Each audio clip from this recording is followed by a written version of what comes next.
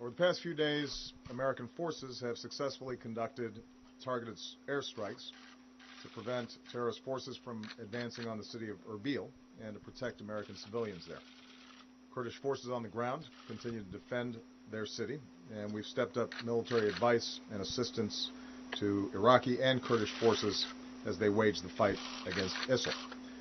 At the same time, we've continued our daily humanitarian efforts to provide life-saving assistance to the men, women, and children stranded on Mount Sinjar, and deployed a USAID disaster assistance response team to help.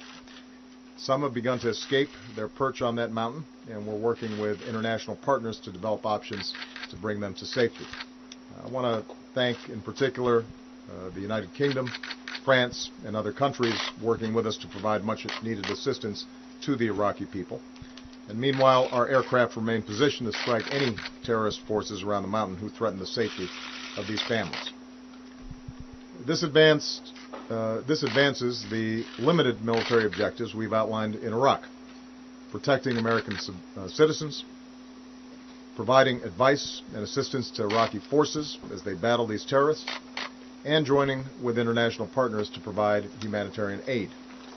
But, as I said when I authorized these operations, there is no American military solution to the larger crisis in Iraq.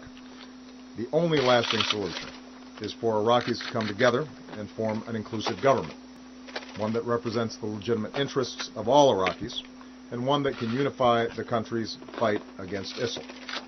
Today, Iraq took a promising step forward in this critical effort. Last month, the Iraqi people named a new president.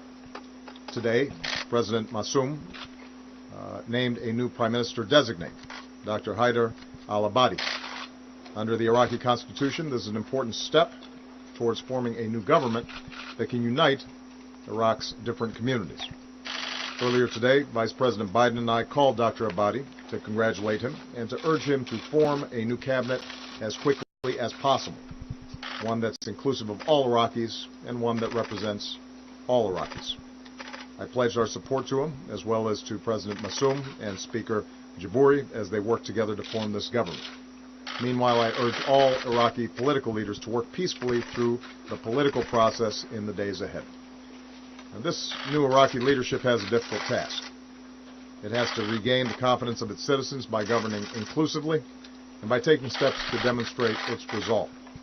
The United States stands ready to support a government that addresses the needs and grievances of all Iraqi people. We're also ready to work with other countries in the region to deal with the humanitarian crises and counterterrorism challenge in Iraq. Mobilizing that support will be easier once this new government is in place. Now, these have been difficult days in Iraq, a country that's faced so many challenges in its recent history. And I'm sure that there will be difficult days ahead. But just as the United States will remain vigilant against the threat posed to our people by ISIL, we stand ready to partner with Iraq in its fight against these terrorist forces. Without question, that effort will be advanced if Iraqis continue to build on today's progress and come together to support a new and inclusive government.